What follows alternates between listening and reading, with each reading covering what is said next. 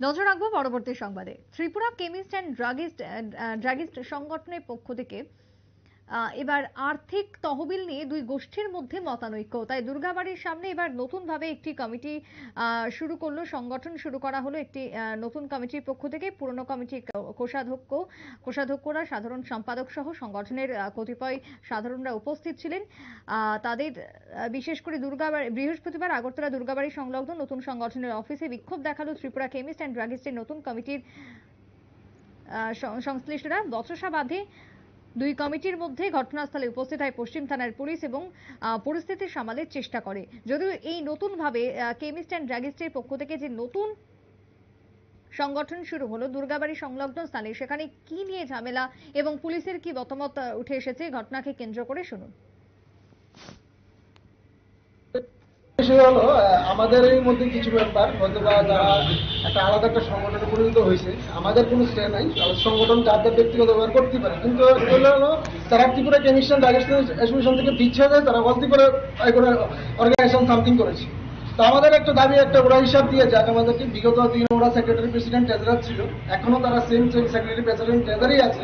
তো আমাদের একটা দাবি যে আমাদের যে অ্যাসোসিয়েশন থেকে আছে তারা সমস্ত কিছু হিসাব দিয়ে যাক, হিসাব দেওয়ার পরে তারা যা কিছু অন্য কোনো সংগঠন করুক না করুক পূজার ব্যক্তিগত ব্যাপার, কিন্তু আমাদের একটা দাবি, আমাদের হিসাব আমরা চাই।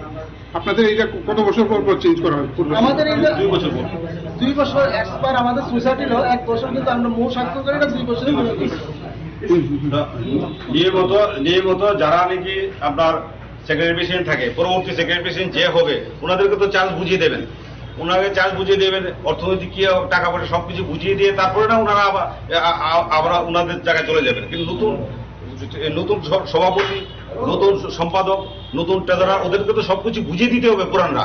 ওনারা বুঝিয়ে না দিয়ে নতুন একটা সংগঠন করছে, সে আমাদের আপত্তি নেই, সংগঠন একটা না 10টা করুক, কিন্তু আমাদের অর্থনৈতিক ব্যাপারটা বুঝিয়ে দিয়ে দেয়। তারা কি এখন বর্তমান কমিটি থেকে তারা আছে না? বিচ্ছিন্ন।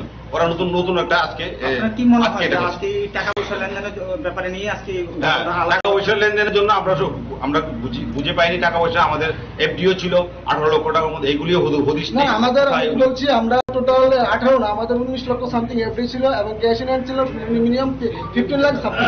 এক্সাক্ট ফিগারটা আমি বলতে পারছি না, কারণ আমাদের কাছে ব্যালেন্স শিট আছে। তো আমরা চাইছি ওই ফান্ডটা আমাদের টিসিডি এর অ্যাকাউন্টে যেটা ছিল টিসিডি ব্যাংকে ট্রান্সফার করা হোক, তারপর আলাদা সংগঠন করতে আমাদের কোনো যার যার ব্যাপারে সংগঠন করতে পারে, যার যার করছে। আমাদের একটা দাবি, আমাদের যে টিসিডি এর সংগঠনের যে আমাদের যে মেম্বারশিপের টাকাটা আছে, মেম্বারশিপের টাকাটা পুনরুদ্ধার হোক এবং যাতে এটা মেম্বারের স্বনির্ভর কাজে লাগে। যদি এটা সুবিচার বা কোনো কিছু না পান তাহলে কি হবে? তাহলে আমরা দুজন কর্তৃপক্ষকে জানাবো, আমরা একটা সুবিচার নিশ্চয়ই পাইবো বা আশা করছি, কি যেহেতু আমাদেরই সব মেম্বার, ভুলভ্রান্তি হতে পারে আমাদের মধ্যে, আমরা চাইবো এটা ঠিকভাবে সমস্যার সমাধান হবে। যদি সমস্যার সমাধান না হয় তাহলে আমরা দুজন কর্তৃপক্ষের সাথে যোগাযোগ করবো। আপনার নামটা এবং পরিচয়? আমার নাম Satyabrata Debnath, assistant secretary of central committee TCT. Chemist druggist association আর all Tripura chemist druggist association দুটো তো আলাদা, মানে অভিযোগ কেন থাকবে? এটা তো নতুন, সবেমাত্র নতুন হলো, কিসের অভিযোগ? অল ত্রিপুরা কেমিস্ট ড্রাগিস্টের তো কোনো অভিযোগ থাকার কথা না। তাহলে তারা যে জিনিসটা তারা এখানে এসে করলো, তো সেই বিষয়ে কি বলবেন আপনারা? এটা অবৈধভাবে মানে একটা জোর খাটানো, আর কোনো কিছু না। এটা তো একদম বুঝাই যাচ্ছে, শুধু হই আল্লাহ করে। মেম্বার তো তাদের পক্ষে নেই তো, ওনারা তো বুঝতেই পারছেন পায়ের তলার মাটি সরে গেছে। এখন হই আল্লাহরই মাসুল পাওয়ার দেখিয়ে এসব যদি করতে চায় তাহলে করবে ওরা, আর আমরা আইনত যা ব্যবস্থা নেব।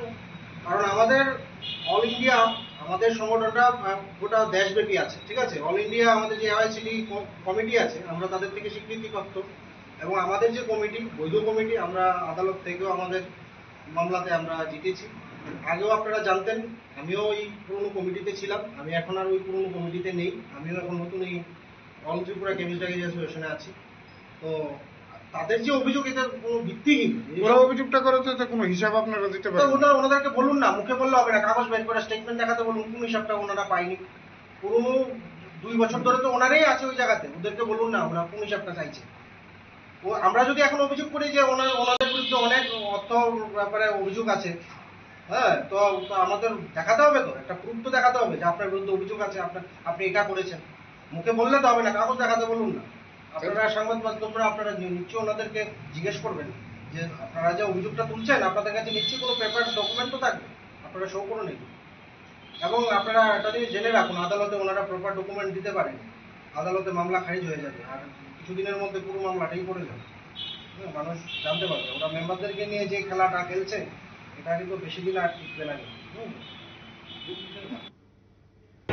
আমরা all Tripura chemist and druggist association চেম্বারে এসেছি। তাদের আসাম থেকে 2 জন প্রেসিডেন্ট এসেছিল, তাদের সাথে একটা মিটিং। আগের একটা প্রিভিয়াস ছিল Tripura chemist and druggist association, এখন বর্তমানে all Tripura chemist and druggist association.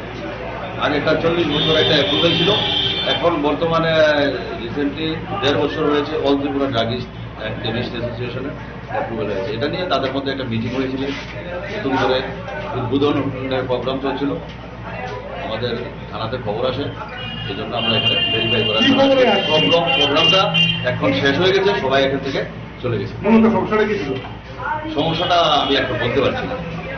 এখানে একটা সমস্যা ছিল, একটা সমস্যা তাদের নিজের ভিতরে নিজের মধ্যে এরকম অন্য কিছু আগের একটা অ্যাসোসিয়েশন ছিল, এখন একটা অ্যাসোসিয়েশন, এরকম তাদের মধ্যে একটা। Thank you. বক্তব্য শুনলেন ত্রিপুরা কেমিস্ট অ্যান্ড ড্রাগিস্ট অ্যাসোসিয়েশনের 2 পক্ষের, এবং অন্যদিকে পুলিশের বক্তব্য শোনালাম। আর্থিক তহবিল নিয়ে 2 গোষ্ঠীর মধ্যে মতানৈক্য শুরু হয়, তারপরে পরিস্থিতি উত্তপ্ত হয়ে ওঠে। কার্যত ওষুধ ব্যবসায়ী সংগঠনের মধ্যে একটা ক্ষোভ বিক্ষোভের ছবি ধরা পড়ে। পুলিশ ছুটে যায় ঘটনাস্থলে এবং পরিস্থিতি সামাল দেয়। ছোট্ট বিরতির পর ফিরবো, সঙ্গে থাকুন।